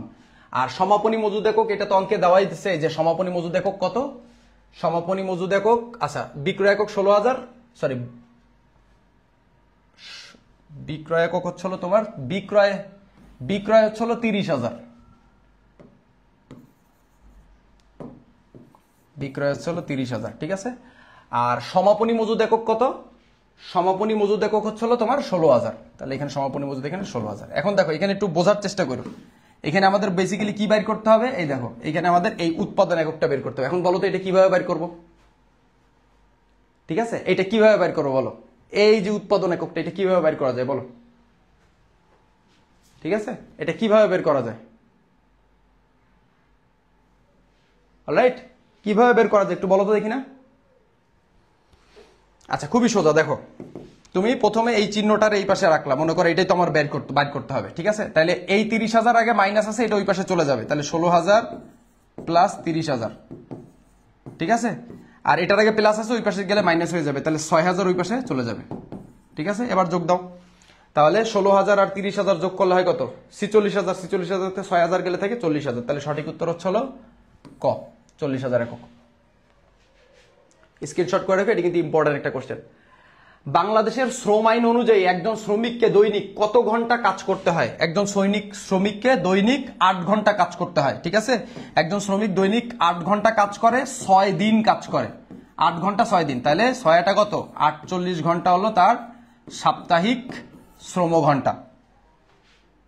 আচ্ছা, এরপরে আসো জীবনযাত্রার ব্যয়, ভালো মতন বুঝো কিন্তু এখানে কি বলছে? জীবনযাত্রার ব্যয় বৃদ্ধি পেলে কর্মচারীদের কোন ভাতাটি প্রদান করা হয়? অবশ্যই মহার্ঘ ভাতা। অবশ্যই কি ভাতা? মহার্ঘ ভাতা। কারণ এটা হলো দ্রব্যমূল্য বেড়ে গেলে তখন এই ভাতাটা দেওয়া হয়, জীবনযাত্রার ব্যয় বেড়ে গেলে আর কি, যখন বাজারে জিনিসপত্রের দাম বেড়ে যায়, ঠিক আছে? মোস্ট ইম্পর্টেন্ট কোশ্চেন কিন্তু এটা, মাথায় রেখো, ঠিক আছে?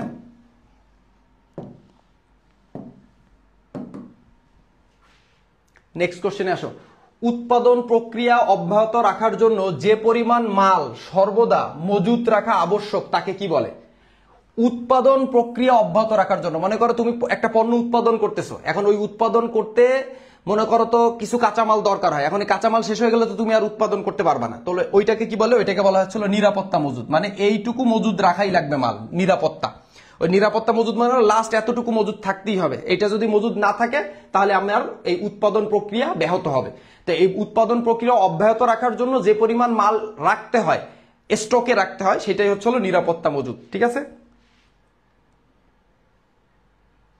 নেক্সট কোশ্চেন আসো। নিত্য মজুদ ব্যবস্থায় খেয়াল করো, নিত্য মজুদ, নিত্য আর একটা নাম হচ্ছে হলো অবিরত, আচ্ছা এই জিনিসটা আমি তোমাদের একটু বুঝাই দিই, ঠিক আছে? এভাবে না লিখে আমি একটু বুঝাই দিই তোমাদের, বুঝছো? জিনিসটা বোঝো। হ্যাঁ, মজুদ পণ্য, ঠিক আছে? মজুদ পণ্য, এটার হিসাব রক্ষণ পদ্ধতি হলো দুইটা, একটা হলো নিত্য বা অবিরত মজুদ পদ্ধতি, আর একটা হচ্ছে হলো কালান্তিক মজুদ পদ্ধতি, ঠিক আছে? এটা হলো পারপিচুয়াল ইনভেন্টরি, এটা হলো পিরিয়ডিক্যাল ইনভেন্টরি সিস্টেম, বুঝছো? একটা হলো নিত্য মজুদ পদ্ধতি আর একটা হলো কালান্তিক মজুদ পদ্ধতি। এইখানে মনে রাখবা, আমরা যেটা বছর শেষে হিসাব করি, বছর বা মাস শেষে যে হিসাবটা করি, ওইটাই হচ্ছে হলো কালান্তিক, একটা নির্দিষ্ট পরে বা একটা নির্দিষ্ট পিরিয়ডের পরে, ওইটা হচ্ছে হলো কালান্তিক মজুদ পদ্ধতি, এবং ওইটা হলো বছর শেষে করা হয়। আর তোমরা এতদিন যত অঙ্ক ফঙ্ক করছো এগুলো সবই কিন্তু, বা এখন যেটাগুলো করো সব কালান্তিক পদ্ধতি। আর নিত্য মজুদ পদ্ধতি হলো বড় বড় ব্র্যান্ডেড যে কোম্পানিগুলো থাকে, যেমন এই যে মনে করো KFC, বা হচ্ছে হলো মনে করো তোমার বড় বড় যে পিৎজা হাটার যে বড় বড় যে কোম্পানিগুলো, ওরা কি করে? প্রতিদিনের হিসাব প্রতিদিন করে, ঠিক আছে? এই জন্য এটা বলে নিত্য মজুদ পদ্ধতি। এরা কি করে? প্রতিদিনেরটা প্রতিদিন করে, প্রতিদিনের হিসাবটা কি প্রতিদিন করে। আর এটা কি? আর কালান্তিক পদ্ধতি হলো বছর শেষে যেটা করা হয়, কেমন? তাহলে বুঝো কিন্তু, তাহলে এখানে বলছিল নিত্য মজুদ ব্যবস্থায় সমাপনী মজুদ পণ্যের পরিমাণ নির্ণয় করা হয় কি? নিত্য মজুদ পদ্ধতি কি? দৈনিক, প্রতিদিন, তার মানে এটা হচ্ছে হলো দৈনিক, সঠিক উত্তর। আর যদি বলতো কালান্তিক মজুদ পদ্ধতিতে, তখন এটা কি বলবো? বছর শেষে বা নির্দিষ্ট আয়ুষ্কাল শেষে। এটা সবাই বুঝতে পারছো তো? আচ্ছা, এরপরে নেক্সট কোশ্চেনে যাও।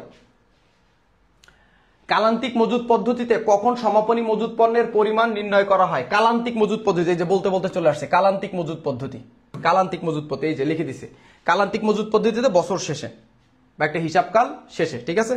তাহলে হিসাবকালের শেষে, মানে হিসাবকাল মানে কি? একটা বছর শেষে, 12 মাস শেষে।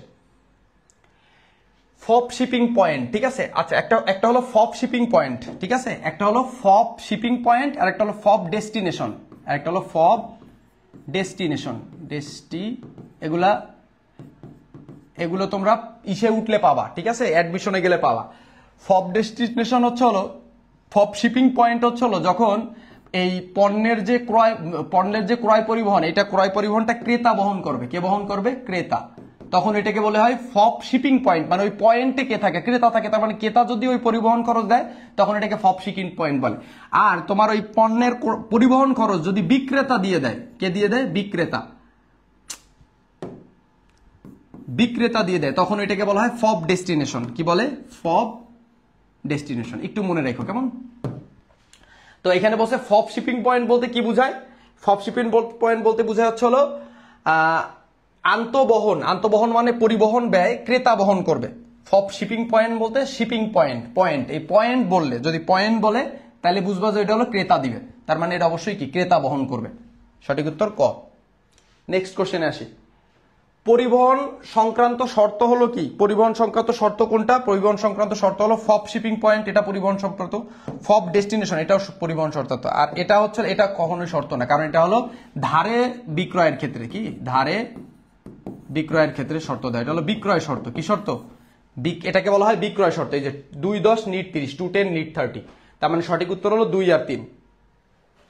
সঠিক উত্তর হচ্ছিল 2 ও 3। অলরাইট, নেক্সট কোশ্চেনে আসো। বিন কার্ড সংরক্ষণ কে করে? এই যে তোমরা যখন মজুদ পণ্যের হিসাব রক্ষণ পদ্ধতি করো, তখন এই যে বিন কার্ড লাগে না? বিন কার্ড লেখো না অঙ্কের উপরে? বিন কার্ডটা কি মূলত কি করে? বিন কার্ড দিয়ে কি করে বলো? বিন কার্ড দিয়ে কি করে? কে বলতে পারবে বিন কার্ড দিয়ে কি করে? হ্যাঁ, বিন কার্ডটা হচ্ছে হলো যেখানে মাল রাখে, যেখানে মালটা সাজাই রাখে, ওইখানে একটা এরকম একটা কাগজের মতন ঝুলানো থাকে, ওইখানে কিছু ওই যে মাল, ওই মালের কিছু বিবরণ দেওয়া থাকে, ঠিক আছে, মালের দাম কত কি এরকম সামথিং। তো বিন কার্ড সংরক্ষণ কে করেন? অবশ্যই গুদাম রক্ষক, যে গুদামে থাকে। কারণ এই বিন কার্ডটা ঝুলাই রাখা হয় কোন জায়গায়? যে জায়গায় পণ্য থাকে, যে রুমে পণ্য থাকে সেই রুমের সামনে বা সেই রুমে সেই পণ্যের পাশে, ঠিক আছে, ওইটা হলো বিন কার্ড। গুদাম রক্ষক। IAS 2 অনুযায়ী মজুদ মূল্যায়নের ক্ষেত্রে কোন পদ্ধতি বর্তমানে নিষিদ্ধ? এটা ভালো মতন খেয়াল করো, কোন পদ্ধতি নিষিদ্ধ?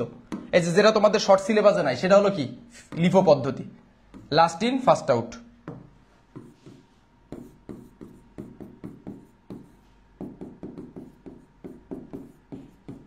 এই পদ্ধতিটা বর্তমানে কি নিষিদ্ধ আছে, ঠিক আছে। আচ্ছা, এবার একটা ম্যাথ রয়েছে, এই ম্যাথটা একটু খেয়াল করি, দেখো। ফিফো পদ্ধতিতে মজুদ মালের পণ্যের মূল্য কত টাকা? তো দেখো, ফিফো পদ্ধতিতে মজুদ মালের মূল্য কত টাকা, ঠিক আছে, মজুদ মাল রয়েছে সেটার মূল্য কত টাকা। এখন আমরা যদি একটু হিসাব করি, আচ্ছা এইখানে তথ্য দেওয়া নাই, বুঝছো, এই কোশ্চেনে তথ্য দেওয়া নাই, আমি এটা সলিউশন করে দেখাচ্ছি তোমাদের, ঠিক আছে, 2টা MCQ আমি তোমাদের সলিউশন করে দেখাবো শেষে। আচ্ছা এদিকে আসো। পচনশীল দ্রব্যের হিসাব রাখার ক্ষেত্রে মাল খতিয়ানের কোন পদ্ধতি অধিক কার্যকর? অবশ্যই ফিফো পদ্ধতি। পচনশীল দ্রব্যের ক্ষেত্রে ফার্স্ট ইন ফার্স্ট আউট, কারণ যে মালগুলো পচে যায় সেক্ষেত্রে হচ্ছে যেটা আগে আসে সেইটা আগে খেয়ে তার উপযোগটা শেষ করা হচ্ছে ভালো, কেমন? আচ্ছা, এই জন্য পচনশীল দ্রব্যের ক্ষেত্রে ফিফো পদ্ধতি মনে রাখবা। পচনশীল দ্রব্যের ক্ষেত্রে কি পদ্ধতি? ফিফো পদ্ধতি, কেমন? আর লিফো পদ্ধতি তো নিষিদ্ধ, ঠিক আছে। আর দর যখন ওঠানামা করে তখন হচ্ছে ভারযুক্ত গড় পদ্ধতি। আচ্ছা এবার দেখো, মালের মূল্য যখন উঠানামা করে, এই যে মালের মূল্য যখন উঠানামা করে, মালের মূল্য যখন প্লাস মাইনাস, দাম বাজারে হুট করে বাড়তেছে হুট করে কমতেছে, তখন মজুদ মাল হিসাব রক্ষণের জন্য ভারযুক্ত গড় পদ্ধতিটাই কি ভালো, কেমন? নেক্সট আসো, আন্তর্জাতিক হিসাবমান 1। আচ্ছা এবার হচ্ছে আর্থিক বিবরণী। এই আর্থিক বিবরণীর বেশ কিছু ক্লাস আমরা এখন তোমাদের MCQ সলভ করাবো, প্রচুর পরিমাণে MCQ সলভ করাবো, মিনিমাম যেগুলো সবচাইতে লাগবে সেইগুলোই, ঠিক আছে, ঠিক আছে। অলরাইট, একটু খেয়াল করো, দেখো একটু সবাই খেয়াল করো, অলরাইট একটু খেয়াল করো, দেখো আন্তর্জাতিক হিসাবমান 1 IAS 1 অনুযায়ী আর্থিক অবস্থার বিবরণীর কয়টি অংশে প্রস্তুত করা হয়? অবশ্যই 5টি অংশে। কয়টি অংশে? 5টি অংশে। তোমরা সবাই জানো, 1 নাম্বার হচ্ছে বিশদ আয় বিবরণী, বিশদ আয় বিবরণী। 2 নাম্বার হচ্ছে মালিকানা সত্ত্ব বিবরণী। 3 নাম্বার হচ্ছে আর্থিক অবস্থার বিবরণী।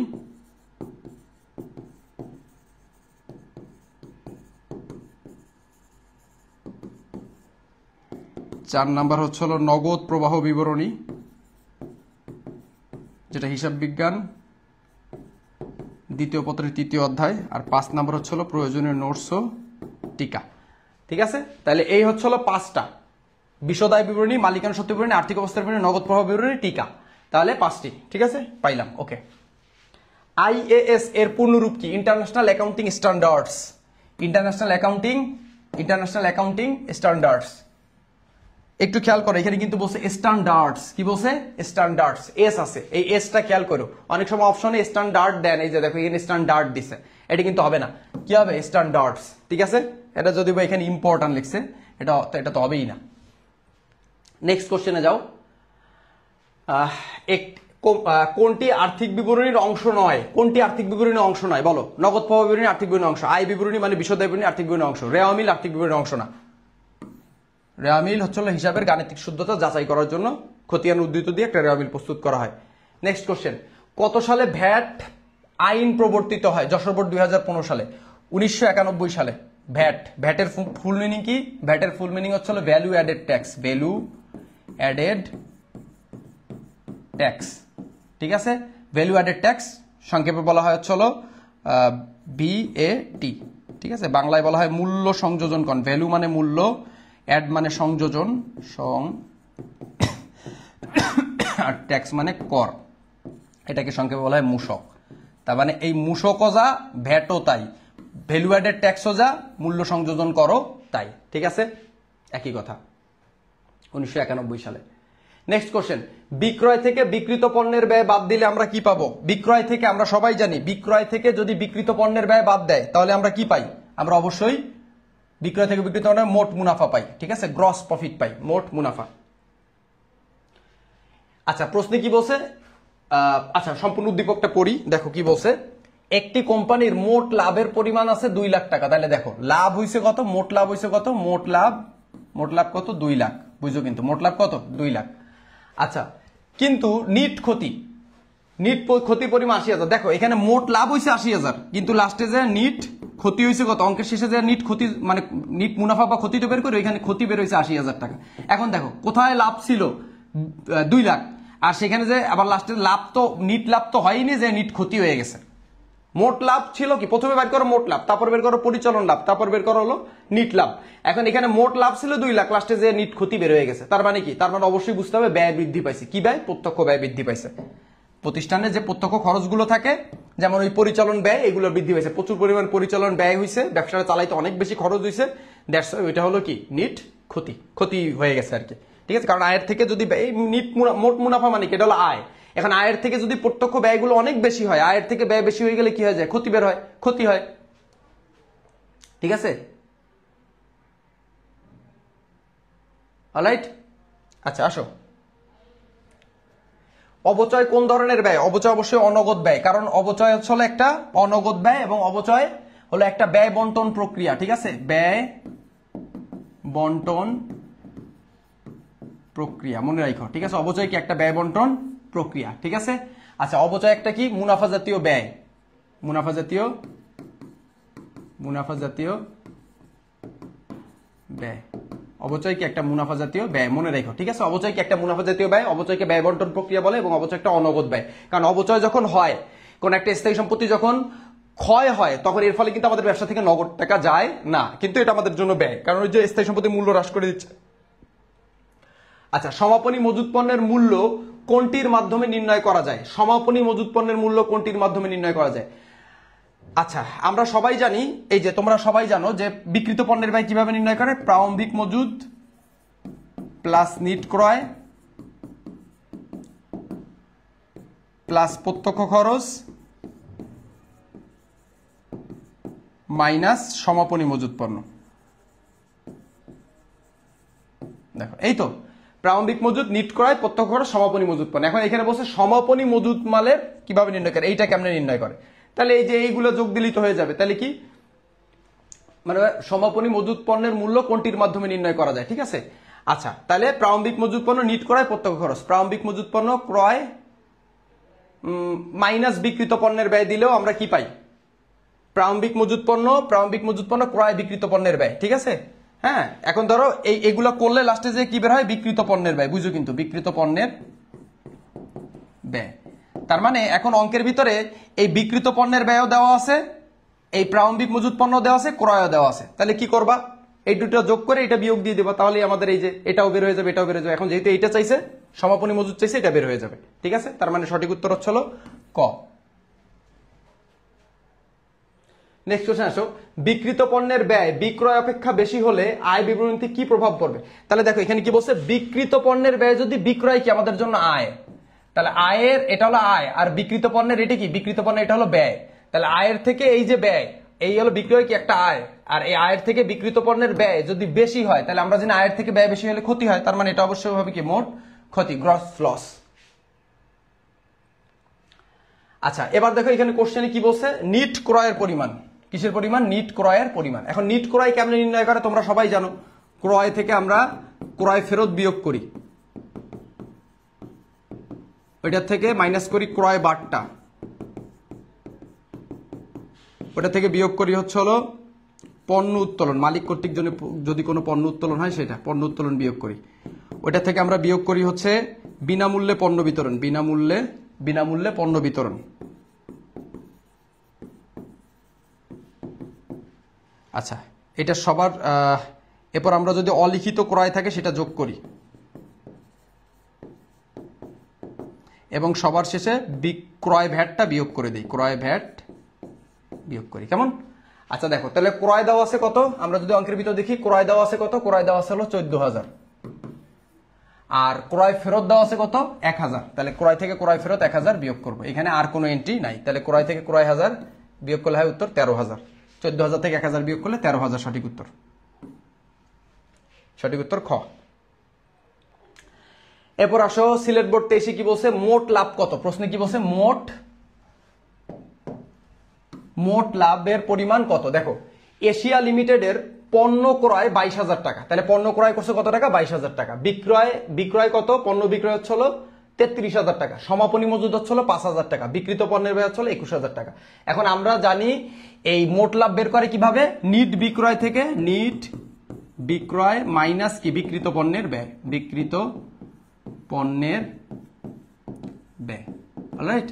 এখন নিট বিক্রয় কত আছে, নিট বিক্রয় আছে 33,000, তাহলে এখানে লিখবো কত 33,000 মাইনাস বিক্রিত পণ্যের ব্যয় কত, এই যে পণ্যের ভিতর দিয়ে দিছে, বিক্রিত পণ্যের ব্যয় কত 21,000, তাহলে 33,000 থেকে 21,000 গেলে কত থাকে 12,000, সঠিক উত্তর হচ্ছে হলো গ। প্রশ্নে বলছে সাপ্লাইস খরচের পরিমাণ কত, কি খরচের পরিমাণ কত, সাপ্লাইস খরচের পরিমাণ কত, তাহলে বছরের শুরুতে সাপ্লাইস ক্রয় করছিল কত টাকার, 10,000 টাকার, বুঝছো কিন্তু। এরপর সমাপনী সাপ্লাইস, তাহলে দেখো বছরের শুরুতে তোমার কাছে যদি 10,000 টাকার সাপ্লাইস থাকে, 10,000 টাকার সম্পদ থাকে, আর বছর শেষে যদি অব্যবহৃত, সমাপনী মানে কি অব্যবহৃত মানে যেটা ব্যবহার করে নাই, ওইটা যদি থেকে যায় লাস্টে, তাহলে এটা কি রয়ে গেছে, তার মানে কি, তাহলে বাকি অংশটুকু খরচ হয়েছে, তাহলে 10,000 থেকে 4,000 গেলে কত থাকে 6,000। হ্যাঁ এটার সূত্র লেখার দরকার নেই, সূত্র লেখবা কি, সাপ্লাইজের প্রারম্ভিক সাপ্লাইজ লেখবা, প্রারম্ভিক সাপ্লাইজের সঙ্গে প্রারম্ভিক সাপ্লাইজ থেকে সমাপনী সাপ্লাইজ কি করবা, বিয়োগ করবা, তাহলে 10,000 থেকে 4,000 বিয়োগ করলে উত্তর হয় কত 6,000। নেক্সট কোশ্চেন, আচ্ছা এইটা একটু তোমরা উত্তর করো ঝটপট, বলো তো এটা কত হবে উত্তর, এটা উত্তর কত হবে সবাই বলো। দেখো ভাড়া প্রদান করছে 15,000 টাকা, মোট ভাড়ার পরিমাণ কত হবে, এখানে বলছে মোট ভাড়ার পরিমাণ, তাহলে দেখো এখানে কিন্তু আবার দেওয়া আছে 5-এর 3 অংশ, তাহলে ভাড়া দিছে কত হাজার, 15,000, এই 15,000 টাকা 5-এর 3 অংশ, তার মানে 3 অংশে হচ্ছে হলো 15,000, উপরের 3 অংশ, 3 অংশ সমান সমান এই 3 অংশ সমান সমান 15,000, এই উপরের যে 3 এই 3 অংশ সমান সমান 15,000, তাহলে 15,000কে 3 দিয়ে গুণ করলে হয় কত 5,000।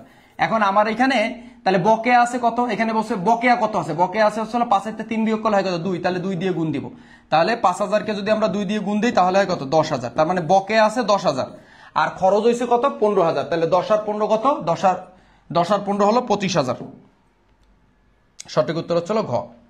অলরাইট, এটা হচ্ছে আমার কি, এটা হলো আমার বকেয়া, মানে এটা আমার বকেয়া রয়েছে, আমি কেবলমাত্র 15,000 দিছি, এখনো বকেয়া রয়েছে কত দেওয়া, বাকি রয়েছে কত 10,000, তাহলে 15,000 দিয়ে দিছি আর 10,000 দিতে হবে, তাহলে টোটাল আমার ভাড়া বাবদ দিতে হবে কত 25,000, কারণ 15,000 অলরেডি দিছি, এখনো 10,000 কি আছে বাকি আছে, ঠিক আছে।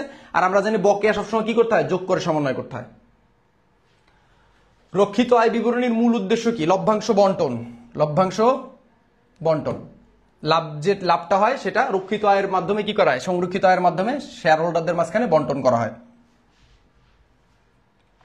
প্রতিষ্ঠানের সার্বিক আর্থিক আর্থিক চিত্র জানা যায় কোনটির মাধ্যমে? প্রতিষ্ঠানের সার্বিক আর্থিক চিত্র জানা যায় কোনটির মাধ্যমে? ঠিক আছে, আর্থিক চিত্র জানা যায় কোনটির মাধ্যমে বলো? আর্থিক চিত্র জানা যায় আর্থিক অবস্থার বিবরণীর মাধ্যমে।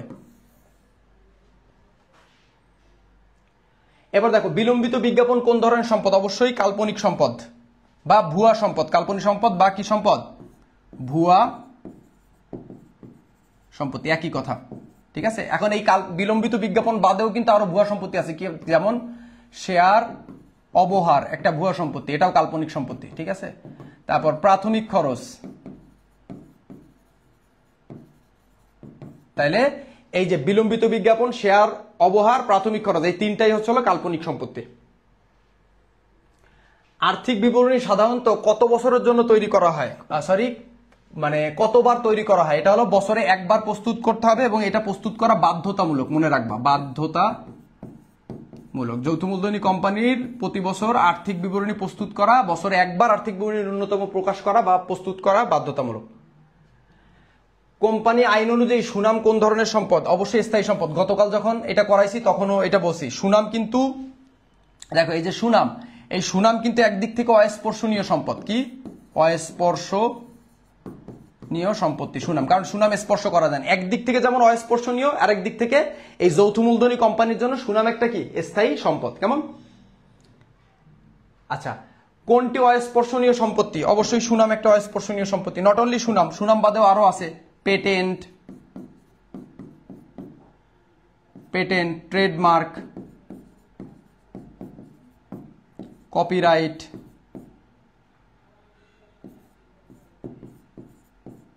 এগুলো হলো সব কি? এগুলো হলো সবই আমাদের কি? অস্পর্শনীয় সম্পত্তি, ইনট্যানজিবল অ্যাসেট। এবার দেখো, অদৃশ্যমান সম্পদ কোনটি? এরকম একটা প্রশ্ন পাবা তোমরা ইনশাল্লাহ। অদৃশ্যমান সম্পদ কোনটি? ট্রেডমার্ক। ট্রেডমার্ক মানে তো বুঝো, ওই যে প্রত্যেকটা প্রতিষ্ঠানের একটা লোগো থাকে না, ওইটা হলো ট্রেডমার্ক। ইন্নালিল্লাহ।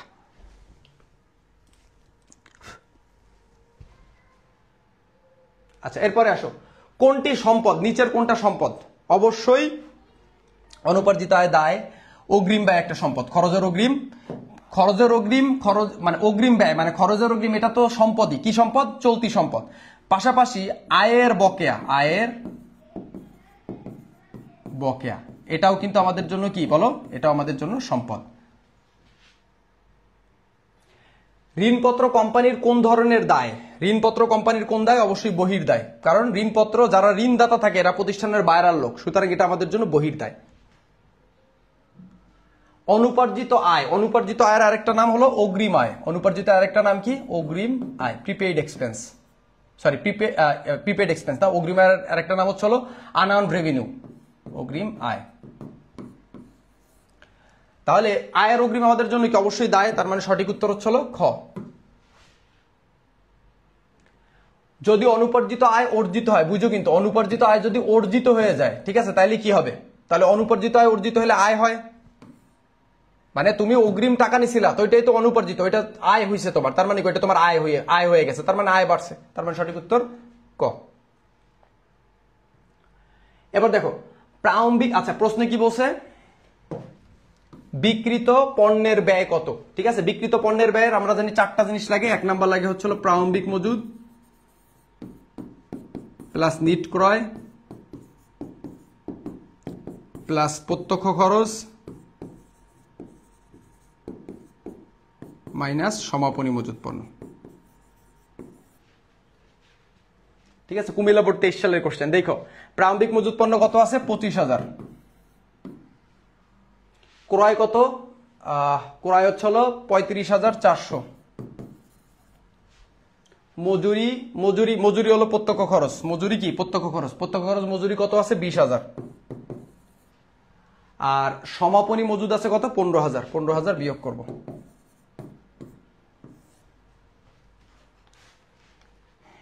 25,000 প্লাস 35,400 প্লাস 20,000 মাইনাস 15,000 করলে হয় 65,400।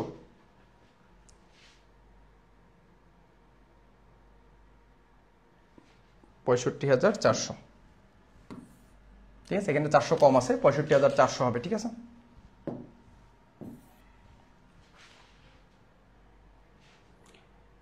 নেক্সট কোশ্চেনে আসো, ঠিক আছে? আচ্ছা, প্রশ্নে কি বলছে? বিলম্বিত বিজ্ঞাপনের পরিমাণ কত, বিলম্বিত বিজ্ঞাপন বাবদ কত টাকা প্রদর্শিত হবে, বিলম্বিত বিজ্ঞাপন বাবদ কত টাকা প্রদর্শিত হবে। তো দেখো, রেওয়া মিলে বিজ্ঞাপন খরচ দেওয়া আছে 80,000 টাকা, তাহলে বিজ্ঞাপন খরচ দেওয়া আছে কত টাকা? 80,000 টাকা, ভালো কথা। বিনামূল্যে পণ্য বিতরণ করছে কত? 10,000 টাকা, তাহলে বিজ্ঞাপন বাবদ টোটাল খরচ হলো কত? 90,000 টাকা, বুঝছো? কিন্তু 90,000 টাকা অলরেডি খরচ হয়েছে। বিজ্ঞাপন খরচ 10টি আর্থিক বছরের মধ্যে অবলোকন করতে হবে, 10টি আর্থিক বছর, তার মানে এই 90,000কে 10টা বছরে দেখাইতে হবে, তাহলে 10 দিয়ে ভাগ দিতে হবে, তাহলে 10 দিয়ে ভাগ দিলে হয় কত? 9,000 টাকা হয়। তার মানে এই 90,000 থেকে এই 90,000 বিজ্ঞাপন বাবদ আমি খরচ করছি, এখান থেকে এক বছরে খরচ হয়ে যাচ্ছে 9,000 টাকা, তাহলে অবশিষ্ট থাকে কত? 81,000 টাকা। সঠিক উত্তর হচ্ছে 81,000।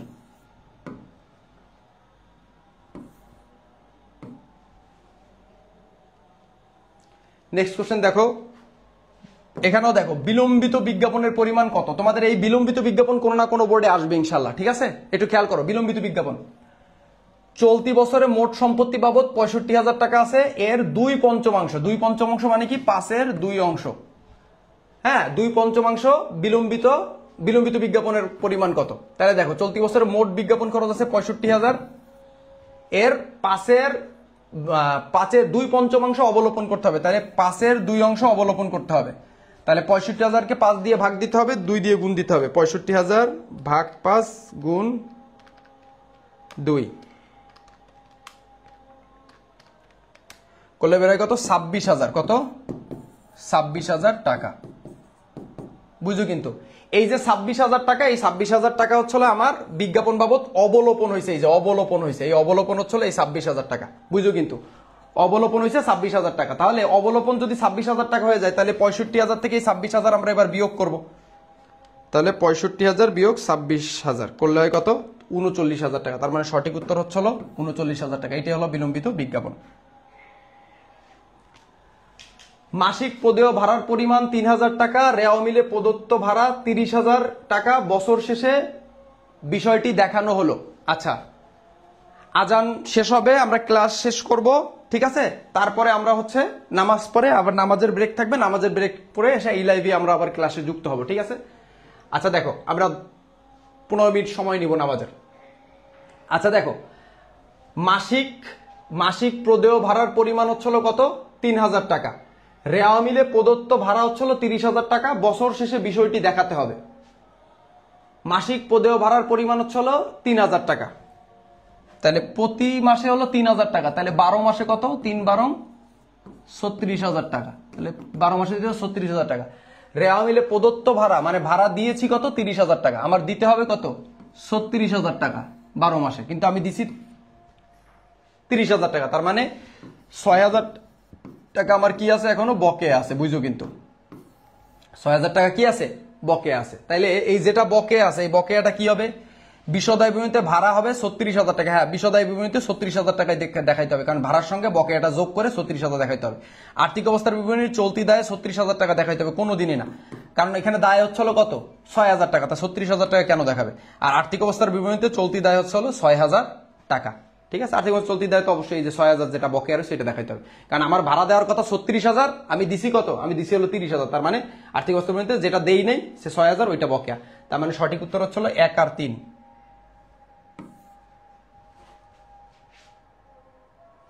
অলিক সম্পত্তি কোনটি? দেখো, শেয়ার অধিহার অলিক সম্পত্তি না, অবহার অলিক সম্পত্তি। প্রাথমিক খরচ অলিক সম্পত্তি, তারপর হচ্ছে অবলেখকের দস্তুরি, এটাও অলিক সম্পত্তি, তার মানে সঠিক উত্তর 2 আর 3।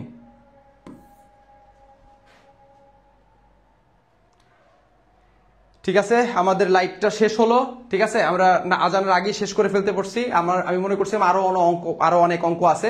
আরেকটা বিষয় হচ্ছে, তোমরা অনেকেই মনে করতে পারো, জাস্ট আমি 1 মিনিটের ভিতর শেষ করে ফেলতেছি, তোমরা অনেকেই মনে করতে পারো যে স্যার 2-1টা বাদ গেছে, ওই 2-1টা এখন আমার বই দেখে ঠিক করতে হবে, ওইটা এমসিকিউতে তথ্যের অভাব আছে, মানে কোনো না কোনো একটা তথ্য দেওয়া হয়নি, এই জন্য এই এমসিকিউটা আমরা সলভ করলাম না, কেমন? তবে আমি এটা হয়তোবা রাতে যখন ক্লাস নিব তোমাদের আর্থিক বিবরণী, তখন হয়তোবা আমি এটা ডিসকাস করে দেবো। তো wish all the very best, সবাই নামাজে যাও, ইনশাল্লাহ রাতে তোমাদের যদি আর্থিক বিবরণী ক্লাসের দরকার হয় আর্থিক বিবরণী শুধু করানোর জন্য তোমাদের কাছে আসতে পারি, সেটা হয়তো বা 8টা সাড়ে 8টার দিকে চলে আসবো, বেশি লেট করবো না যদি তোমরা চাও। আর যদি মনে করো যে না আমি তোমাদের সব অধ্যায় করিয়েছি, আমি তোমাদের একদম দ্বিতীয় অধ্যায় অংশীদারি করাইছি প্রথম ক্লাসে, চতুর্থ অধ্যায় যৌথ মূলধনী কোম্পানি মূলধন করাইছি বেসিক সহ গতকাল রাতে, পঞ্চম অধ্যায় আজকে করিয়েছি আমি তো, মানে গতকাল রাতেই আমি পঞ্চম অধ্যায় করিয়েছি। তারপর হচ্ছে আজকে আমি তোমাদের অষ্টম অধ্যায় করাইছি, এর আগে ষষ্ঠ অধ্যায় করাইছি, হ্যাঁ লাইভে একদম ষষ্ঠ অধ্যায় আমি তোমাদের করাই দিছি। আর ছিল হচ্ছে তোমাদের হচ্ছে হলো কোনটা 2 4 5 6, আচ্ছা সপ্তম অধ্যায়, এই সপ্তম অধ্যায়ও আমি তোমাদের বেতন ও মজুরির একটা 10 মার্কের অঙ্ক এই যে একটু আগে এই ক্লাসটার আগের ক্লাসে করাইছি। তোমাদের যে শর্ট সিলেবাসে যা ছিল আমি তোমাদের A+ পাওয়ার জন্য যা লাগে 100% করাই দিছি।